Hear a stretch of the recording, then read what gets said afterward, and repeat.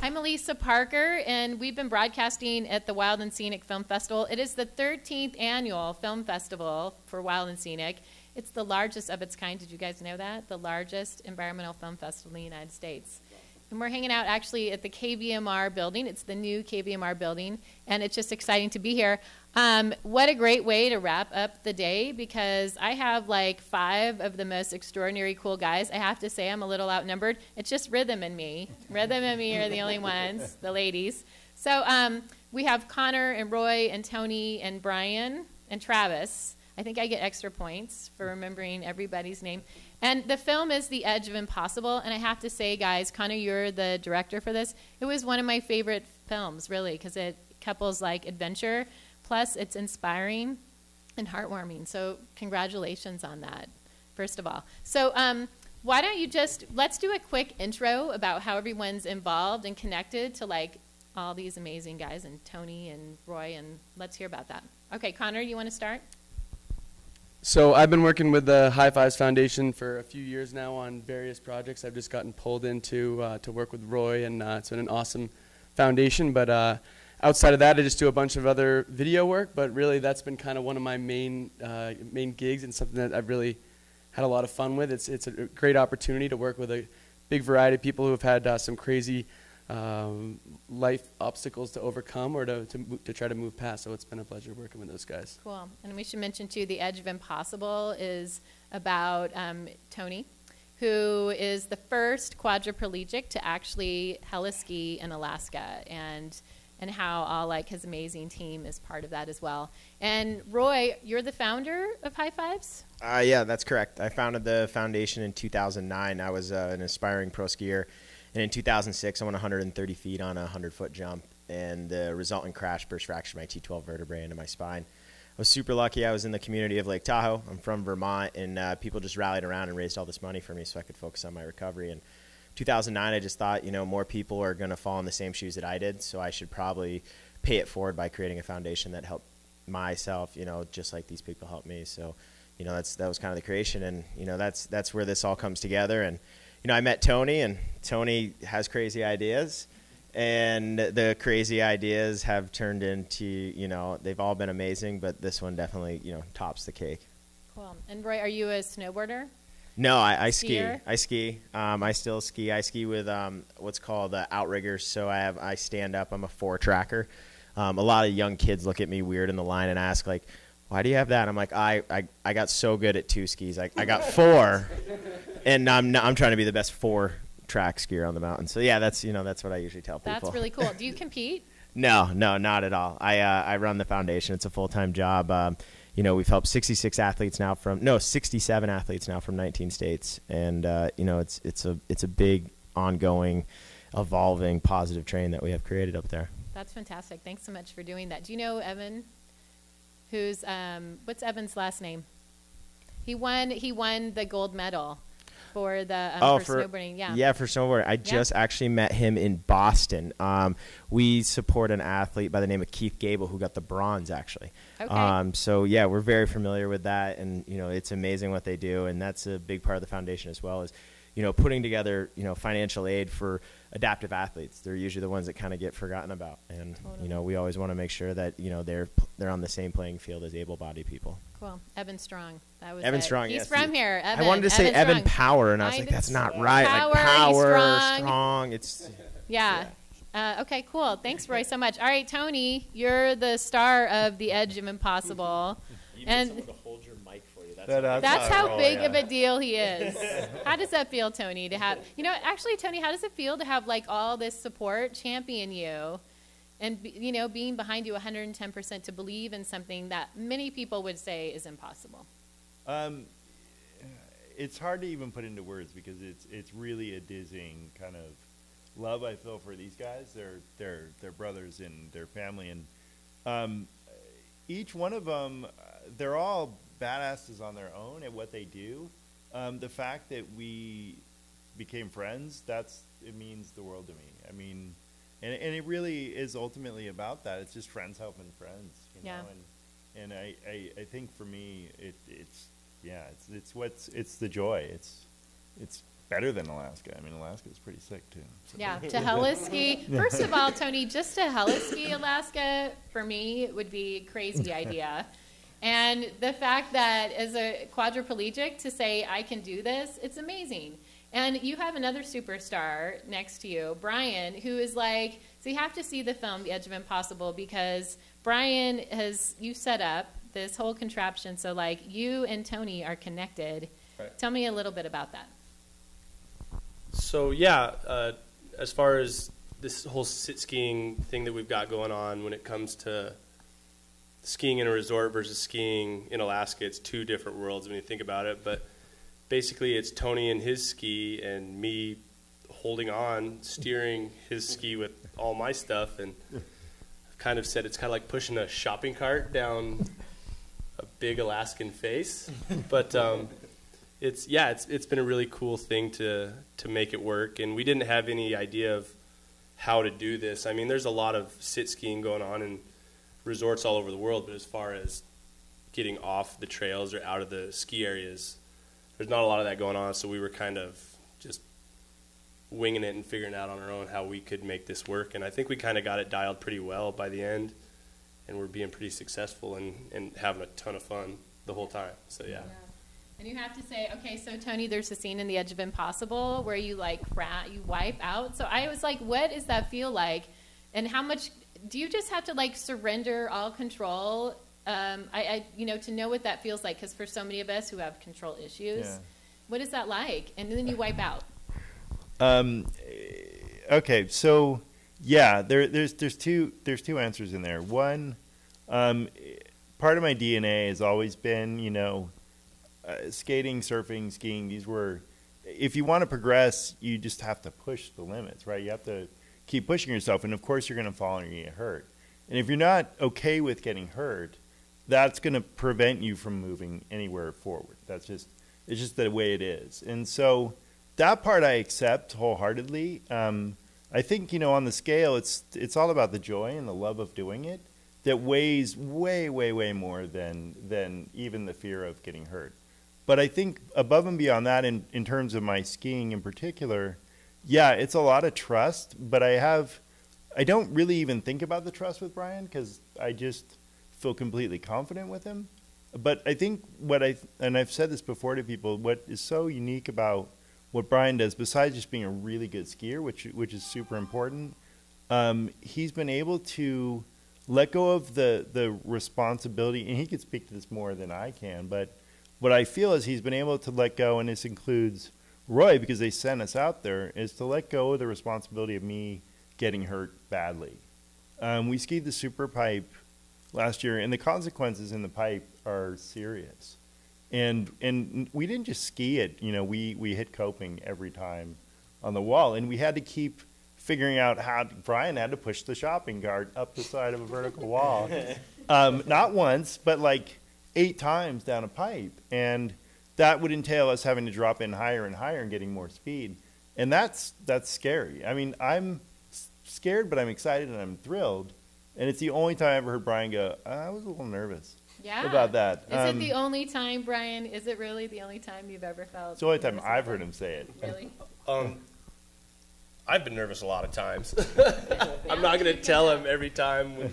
Maybe when we're done, I'll be like, yeah, that was a little nerve-wracking. But, yeah, there's definitely been times where, whether it's saying, okay, we need to hit this pipe this much faster or drop in that much higher, or, some of the stuff there the last couple of days in Alaska, I was getting a little cocky and thinking, like, yeah, we can ski that. And we got on some pretty hairy stuff. And, we took a couple falls in Alaska that were pretty big. And that fall that you see in the movie, the main one when we were at the ski area, that was the hardest fall I've ever had with any sit skier I've ever skied with. And this was a week before we're leaving for Alaska. I'm like, crap, I just ruined this guy, and now we're not going to get to go. And but yeah, it comes down to just being like, this trust that we have. And Tony's like, dude, let's go big. I'm not going to hold anything against you if anything happens or anything like that, which is huge for me to know, like, this guy has confidence in me to know that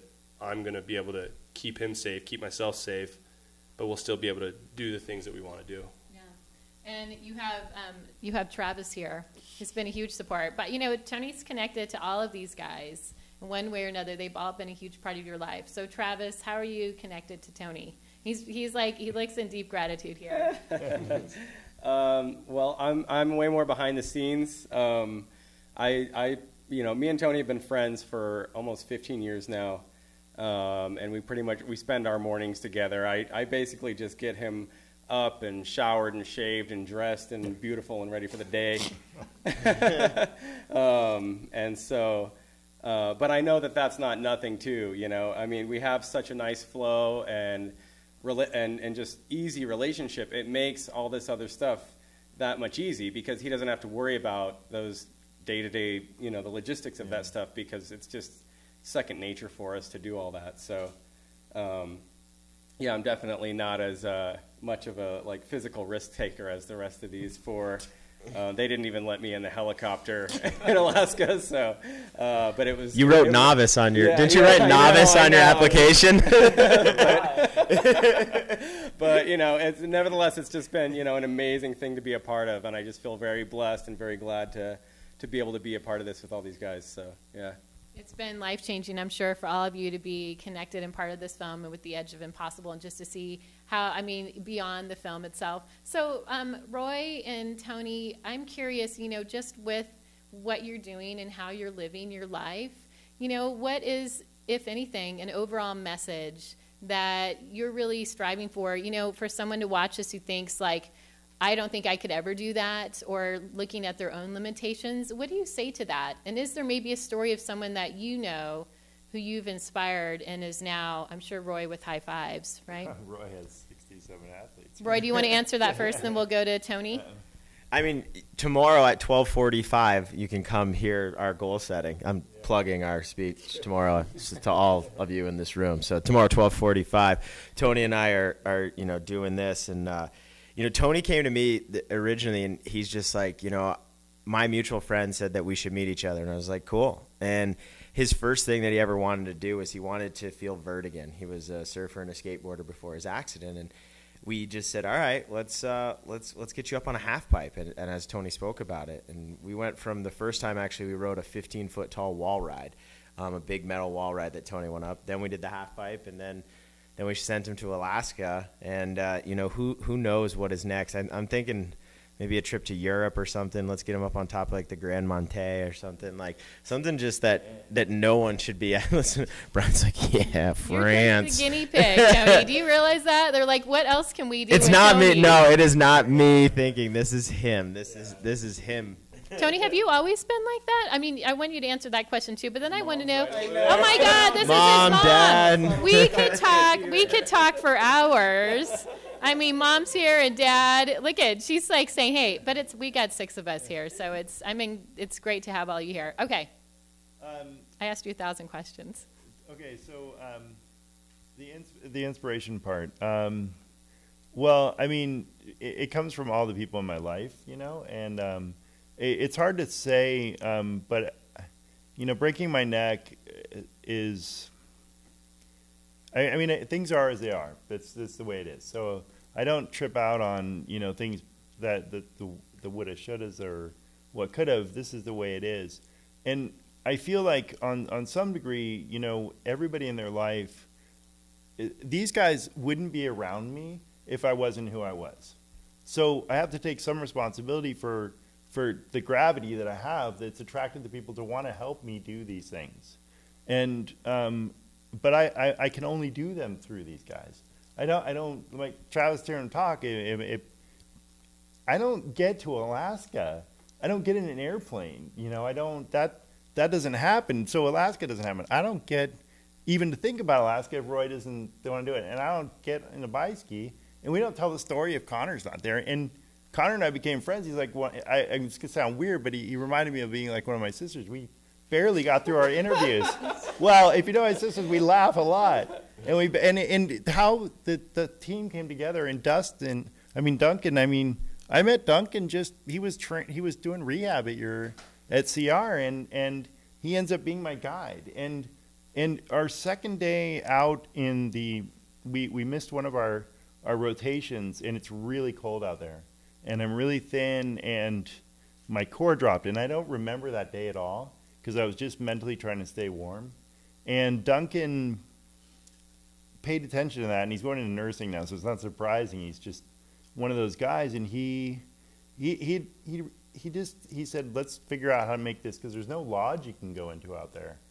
And we got me dressed better, and we got everything. And this is, I'm just blessed. I'm just lucky. You know, it's crazy. I'd say it's miraculous, but I mean, that doesn't even really sum it up. You know what else it does too, Tony, is that I think for any of us that are limiting what might be possible for ourselves, we always think that, you know, our head instead of our heart might be telling us that I have to do this on my own. Right. You're more of an extreme example of how you really do need that support, and you know, you're making your dreams a reality. And it's such a great message, I think, for anyone watching this who thinks that they might be on their own. You create that idea or vision. You create a movie called The Edge of Impossible. You go heli-skiing, and having the support even to make that possible, right? I mean, that just demonstrates to all of us that we all can have that support and team around us, right? It really involves one simple thing, and that's yes.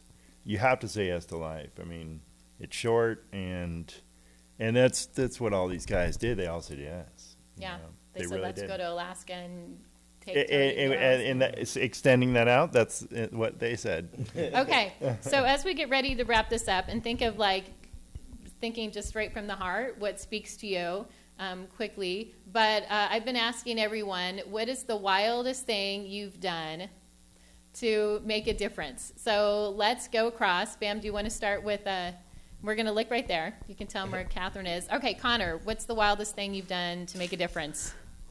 Make a difference. With what? At life or? Yeah, dude, hey. This is like it's going to be like my first soundbite again. It's going to be real bad.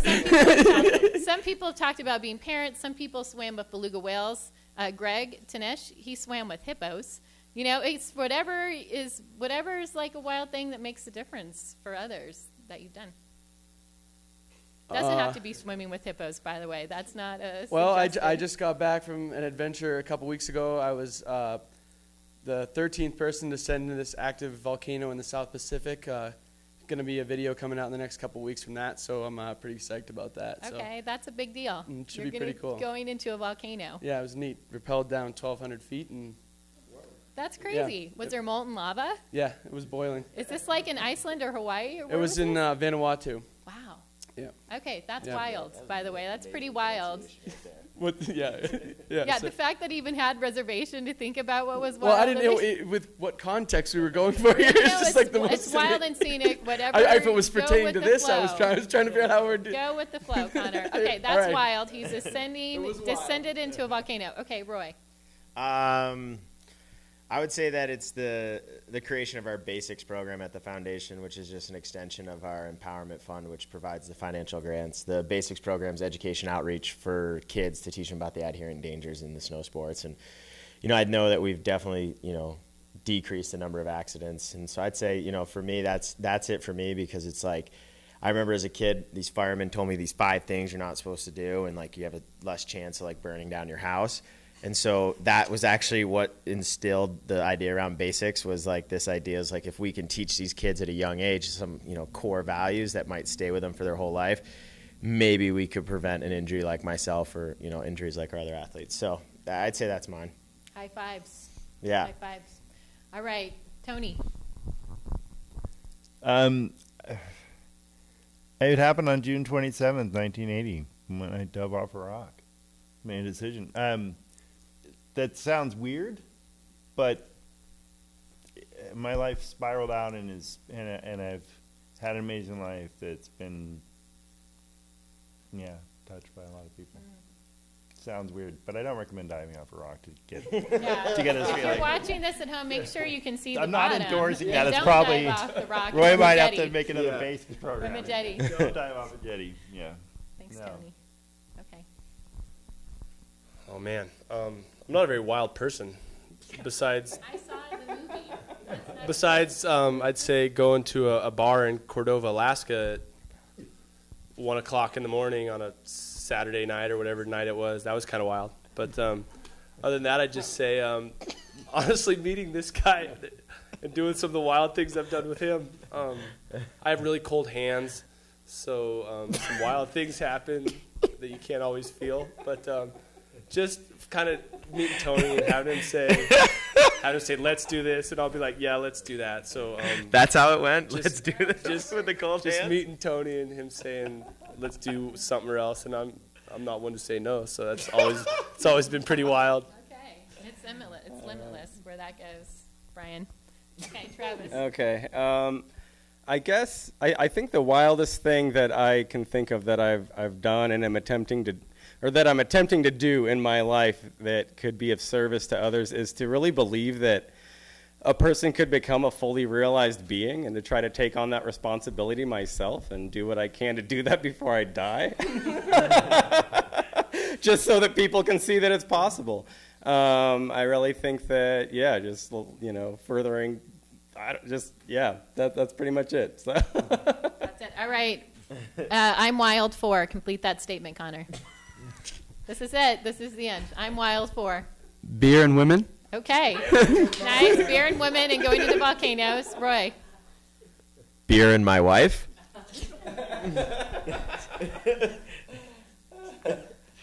Vicodin and whiskey.